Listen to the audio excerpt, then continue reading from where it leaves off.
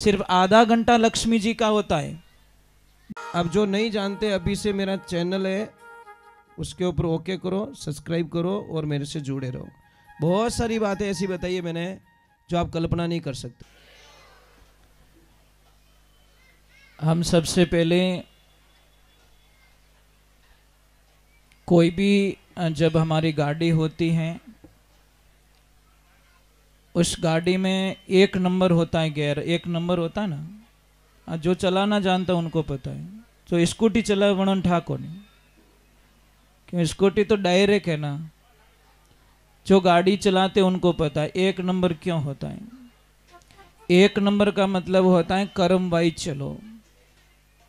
अभी मैं आपको प्रथम एक प्रश्न करूंगा और आपके मन में भी कोई भी अगर प्रश्न है शंका मत करना, आप हमें पूछिए। अगर मुझे आंसर आएगा तो मैं ज़रूर देने की कोशिश करूंगा, अगर नहीं आएगा तो मैं आपको नमस्कार कर लूंगा, क्योंकि ज्ञान अथाह सागर है। हो सकता है जो आपके पास है वो मेरे पास में नहीं है, जो मेरे पास में वो आपके पास नहीं है। तो आप सबसे एक वंदना रहेगी। सबसे पहले हमारी साधनाएं शुरू होती है। अभी जो श्रावण मास चल रहा है, आप लोग पता नहीं इन चीज़ों को मानते हो कि नहीं मानते हो, पर हमारा संस्कृति कहती है कि श्रावण मास भादवो ये जो चौमासारा दिन रेवे नहीं, बहुत बड़ा पवित्र दिन रेवे। अगर आप अच्छे से जीवन दिनचर्या को जीना चाहते हो तो इन दिनों में कोशिश पूरी कीजिए कि सूर्यास्त के पहले भोजन प्रसाद ले लिया जाए। कोशिश कीजिए। किसी की मजबूरी होती है कि रात को 10 बजे आते, तो उनकी एक मजबूरी हो गई। पर जो घर पे हैं और जिसको टाइम मिल रहा है वो पूरी कोशिश करे कि सूर्यास्त के हाजिरी में हमारे भोजन को ले लिया जाए, क्योंकि जो सूर्यास्त की बाद में जो भोजन लेते हैं उसमें बहुत सारी बीमारियां होती हैं। दूसरे नंबर, हम लोगों को एक प्रार्थना करना चाहते कि जैसे आप लोग बैठे हो भी, हम सबसे पहले अभी आप आए थे, सबसे पहले यहाँ गणपति वंदना हुई। मुझे एक बात बताइए, आप हमारे ब्याह शादी का काम हो, चाहे कोई गृह प्रवेश का काम हो, चाहे कोई सत्संग का काम हो, चाहे पूजा का काम हो, और आपने लक्ष्मी पूजन करवाते हो दीपावली को, आपने देखा शायद 1.5 से 2 घंटे की पूजा होती है। ब्राह्मण देवता अगर कर रहे हैं तो 1.5 से 2 घंटे की पूजा में 1.5 घंटा तो सिर्फ गणेश भगवान की ही पूजा होती है। उसमें सिर्फ आधा घंटा लक्ष्मी जी का होता है। 1.5 घंटे तक गणेश जी की स्तुतियां होती है और आधे घंटे तक की लक्ष्मी की स्तुति होती है। इसका मीनिंग क्या है? इसका मीनिंग यह है कि जब तक गणपति वंदना नहीं होगी, गणपति जी की पूजा नहीं होगी, तो हमारे कोई भी देवी देवता हमारी पूजा स्वीकार नहीं करते। हमारा जो उपवास है, चाहे हमारी पूजा है, चाहे हमारी यात्रा है, चाहे हमारी स्तुति है, ये कोई भी स्वीकार नहीं करते। एक छोटी सी बात है, हम कभी भी वडेर की पत्रिका लिखते हैं तो वडेर की पत्रिका में जो मेन पंचगण होते हैं या अध्यक्ष महोदय का नाम अगर लिख दिया जाए तो मुझे लग रहा है कि पूरी समाज को वो स्वीकार्य होता है कि हमारे अध्यक्ष महोदय की और इस नाम से पत्रिका आई है। इसका मतलब हमारी पूरी समाज के लिए ये पत्रिका आई है। समझ में आ रहा है ना आपको? तो हम सबसे पहले हमारी जो आंतरिक साधनाएं होती है उसमें गणपति पूजा कहाँ होती है? अब इस मंदिर में तो आप बता दोगे मूर्ति लगी है या कहाँ पे लगी है, आप बता दोगे। पर इस मंदिर में, इस शरीर को एक मंदिर माना गया शास्त्रों में। तन नगरी, मन एक मंदिर, परमात्मा उसके अंदर। एक ध्यान रखना, जो मोबाइल की सिम होती है ना, वो बाहर नहीं लटकाते हम लोग। जब तक वो सिम बराबर फिट नहीं हो जाती उसमें टॉवर नहीं आता। आता है क्या? नहीं तो ऐसे करना, मोबाइल और सिम को थोड़ा दूर रख के, ज़्यादा नहीं, एक पेपर बीच में रख लेना और बोलना अब देखना टावर आएगा, टावर आएगा। मोबाइल के जिंदगी पर तू रख, तेरा टावर आने वाला, क्योंकि बीच में दूरी है। उसी प्रकार परमात्मा के प्रति इतनी भी आशंका रूपी दूरी है तो आपको परमात्मा का आभास कभी होने वाला नहीं है। समर्पित होना पड़ता है भगवान के प्रति। कई लोग तो आज उपास करते हैं, कल भगवान को पाना चाहते हैं, ये सफल नहीं है। आप पहले दिन से जब डॉक्टर की कोई डिग्री लेता है तो उनको सब्जेक्ट पूरा करना पड़ता है, तब जाके वो डिग्री हासिल होती है। तो इसी प्रकार भक्ति में भी वही होता है। हमारा जो प्रथम काम होता है गणपति वंदना। और गणपति वंदना कहाँ होती है? हमारी नाभि है ना, नाभि, ये हमारे शरीर का बैलेंस है। अगर नाभि आगे पाछी रह जावे तो पूरी बॉडी रो एलाइनमेंट खराब हो जावे। समझ में आवे रही नहीं आवे? पैसूटी डिग जावे ना, अपने देसी भाषा में कहवे, मारवाड़ी भाषा में, पैसूटी डिग गई तो तारे हाथ भूत लागेला। बूढ़िया कहता पैसूटी डिगड़ी तारे हाथ भूत लागगा। इतो खराब काम है पैसूटी, क्योंकि पूरा बैलेंस यहां से होता है हमारा। अगर हमारी नाभि ऊपर की तरफ चली गई तो गैस बनेगा, हमारी नाभि लेफ्ट में चली गई तो कब्जी बनेगी, और थोड़ी नीचे खिसक गई तो फिर लूज मोशन चालू हो जाएगा, जो भी होता होगा। ये बात का ध्यान रख। तो हमारा नाभि से 3 अंगुल नीचे मूलाधार चक्र है, वहां गणपति की पूजा होती है हमारे शरीर में। फिर नाभि के और मूलाधार चक्र के बीच में सहस्त्रार चक्र है, स्वादिष्ठान चक्र, उसमें भगवान ब्रह्मा जी और माँ सरस्वती की पूजा होती है। फिर आते नाभि में, नाभि में भगवान विष्णु और लक्ष्मी की पूजा होती है। फिर आते यहाँ हृदय में, यहाँ पे शिव जी और पार्वती जी की पूजा होती है। और कंठ में जाते हैं माँ दुर्गा की पूजा होती है। और फिर जाते त्रिकुटी में, फिर सहस्त्रार चक्र में। 7 चक्र है, 7 कमल है हमारे शरीर में। अगर उनकी खोज आप कर लो तो आप सर्वशक्तिमान बन सकते हो। बहुत ताकत हो सकती है आपके अंदर, अपार शक्तियां छिपी है आपके अंदर, परंतु आपको खुद को पहचान नहीं है। हमारी शक्तियां हमने खो ली है। बहुत शक्ति है आपके अंदर। देखो मनुष्य में कितनी शक्ति है। प्लेन कौन उड़ाता है भाई? हवाई जहाज कौन उड़ा रहा है? आदमी उड़ाता है, पर उसमें अपनी शक्ति को जागृत किया। अब चंद्रमा पे यान कौन भेज रहा है? वैज्ञानिक ही भेज रहा है, परंतु उनकी जो शक्तियां हैं उनको जागृत किया, उन्होंने बाहर निकाला। देखो ब्रह्म कौन है? लिखा हुआ ब्रह्म है, पर उस ब्रह्म को प्रकट करना पड़ेगा। आपको लिख के दे दिया, मंत्र लिख के दे दिया। मंत्र का मतलब क्या होता है? जो मन को तर कर ले उसको मंत्र कहा जाता है। तो आप लोगों से वंदना है, जैसे आपको लिख के दे दिया, आप पढ़ोगे कुछ भी मिलने वाला नहीं है, कुछ भी नहीं मिलने वाला है। मतलब एक बुक दे दी, आप रोज पढ़ रहे हो, उसके भावार्थ को पता नहीं है, उसके जीवन में जो लिखा हुआ हमारे जीवन में नहीं उतारोगे। समझ लीजिए मैं आपको एक अच्छा बीज देता हूं, बहुत ही अच्छा बीज, उसमें बहुत फल आएंगे, परंतु आप क्या करना, उस बीज को रोज सुबह में उस बीज को देखिए और वापस ठिकाने रख दिए, सह पे सह पे। फिर देखिए, फिर अंदर रख लीजिए, फिर देखिए, फिर अंदर रख लीजिए। कोई फल मिलेगा? कोई पौधा मिलेगा? क्यों नहीं मिला?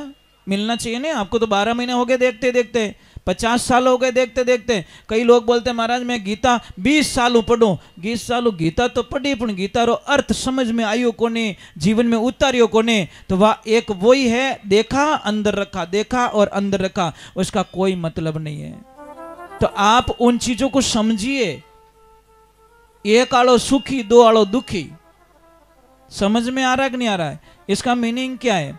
कौन जगत में एक है, कौन जगत में दोई, कौन जगत में जागतार, कौन जगत में सोई। ईश्वर जगत में एक है, चंदा सूरज दोई, अरे सत्य हमेशा जागतार, पापी रहता सोई। आप इतने लोग बैठे हो, किसको बड़ी खुशी मिलेगी देखना।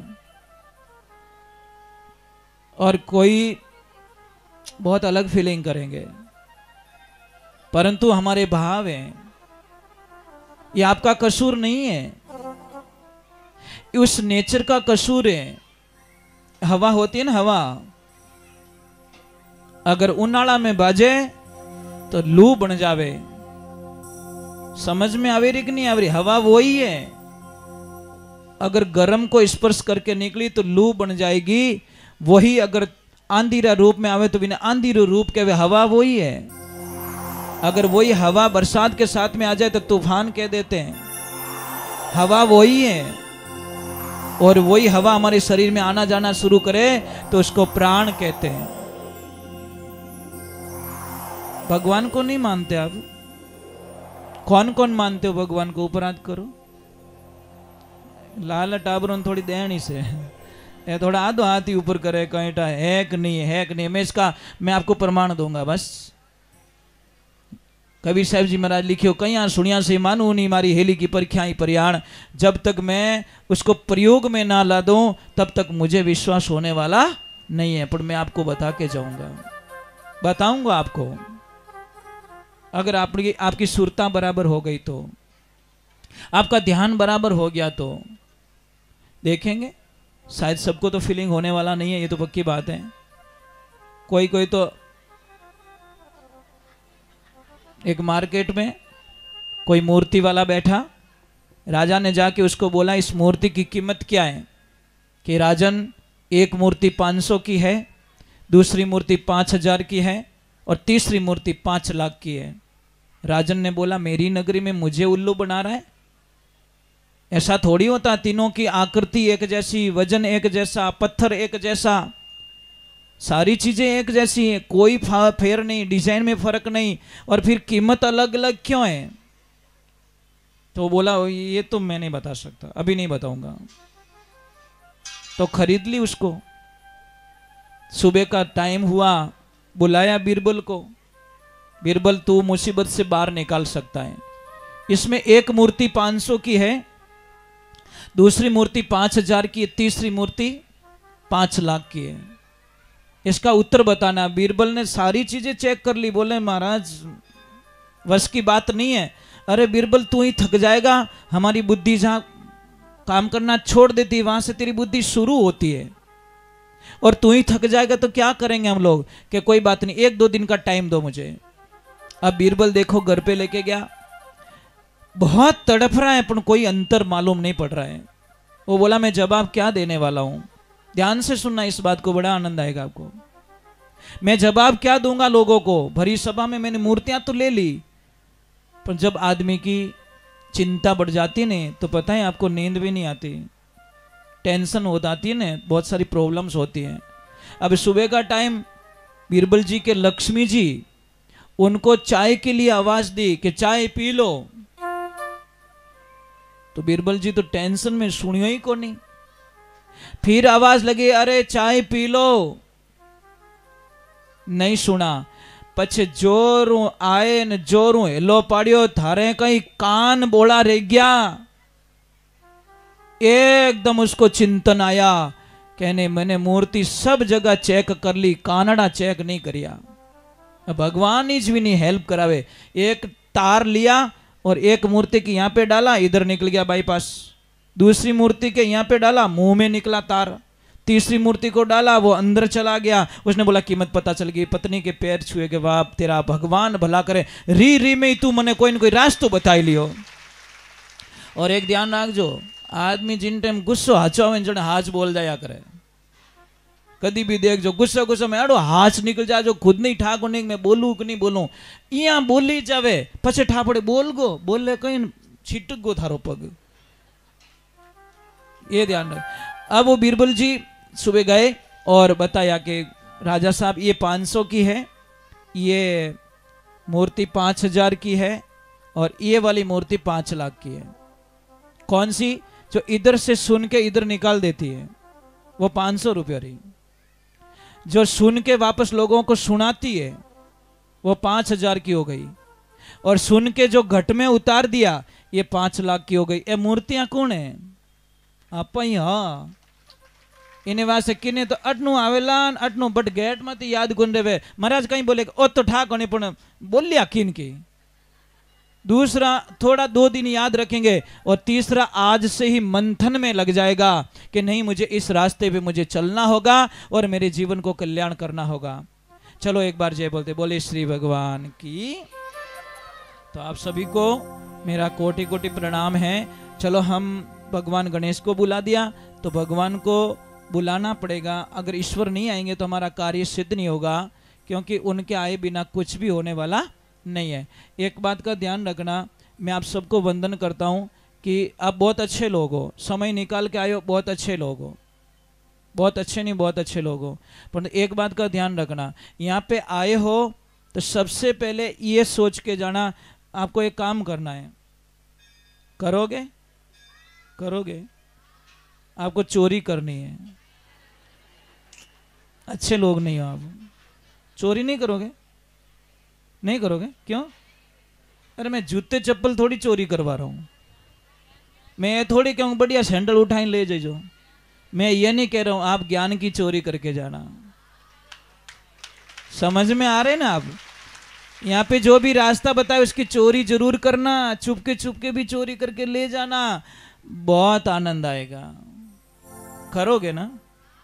देखेंगे एक दिन आपको पूछूंगा भाई क्या क्या चोरी किया, पता नहीं 2 साल बाद में भी कहीं मिल जाऊंगा तो बोलूंगा चोरी में क्या क्या करके आए आप लोग। देखो हम भी जाते थे सत्संग में, पर बड़े ध्यान से चोरी करते थे, अच्छा लगता था। कोई बीच में बोल जाता ना, इतना अटपटा लगता कि जाने फांसी रा फंदा माते चढ़ायो, वो बोलियो ही क्यों, मारी सुरता टूट गई। और एक बात रो ध्यान रख, जो मैं आपको छोटी सी बात बता रहा हूँ, जब यहाँ पे जो सारे पंखे वगैरह वगैरह लगाए हुए हैं, इनकी जो मेन सप्लाई है वहाँ पे ले जाके उस केबल को रख लिया जाएगा तो भी ये पंखे चलने वाले। सुरता कौन है? एक केबल। शब्द कौन है? Power house. ये जो बोल रहे हैं ना, ये पावर हाउस है। सुरता हमारी केबल है, आप खींच सकते हो इस पावर को, एनर्जी को खींच सकते हो। और ज्ञान कौन है? ज्ञान एक बल्ब है। वैराग कौन है? उजाला। अगर चारों में से एक भी खंडित हो गया तो भी वो एनर्जी आपको नहीं मिलेगी। समझ लीजिए आपके पास बल्ब है, पावर हाउस है और केबल नहीं है, तो कैसे लगाओगे? केबल है, सब है, बल्ब नहीं है, उजाला नहीं होगा।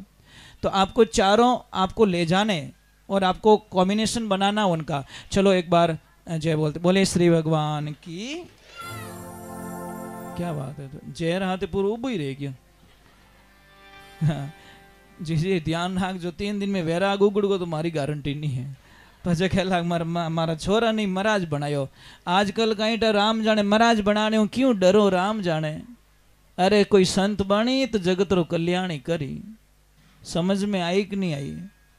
कदी तो माता जी, कदी तो टाबर ने जन्म देवणु पहला इति तो भगवान ने प्रार्थना करो कि हे मारा परमात्मा, हे मारा कृष्ण, हे माता जी, अगर सचमुच में मैं हाचा मनु कदी एक भी नाम थारो लियो रहूं तो एड़ो मने बच्चो दीजे ताकि संसार रो वो कल्याण कर सके। एड़ी भावना टाबर मांगजो। मांग सकते हो आप। कौन जाने किन विद राखी मारो राम। और ये आपके सामने ही प्रमाण है। हम 10 बहन भाई है। कितने? 10। मैं 8वीं संतान हूं मेरी माँ के। हो सकता है मेरी माँ तो बहुत भोली थी, इतनी भोली थी कि मतलब समझाना भी बहुत कठिन था। पर वो एक पूर्णिमा का उपवास रखती थी मेरी माँ। तो हो सकता है उस पूर्णिमा का फल के रूप में भगवान ने मुझे भेज दिया। कौन जाने। वो तो भोली थी, न तो पूजा करती थी, न अगरबत्ती उसको आता था, कुछ भी आरती नहीं, कुछ भी नहीं, परंतु मन उसका भोला था। परंतु पूर्णिमा छोड़ती नहीं थी, ये मुझे पता है। और हो सकता है पूर्णिमा का फल के रूप में मुझे भगवान को दे दिया। तो चलो एक बार हम भगवान के चरणों में जाते हैं और उनको कहते हैं आप किसी भी रूप में आओ, परंतु आप आइए, आओ, पधारिए आप। और कोई भी शंका हो, कोई भी प्रश्न हो, आप मुझे निसंकोच पूछ सकते हो, क्योंकि अगर मुझे उत्तर आएगा तो मैं जरूर देने की कोशिश करूंगा। मेरे साथ में गाना है।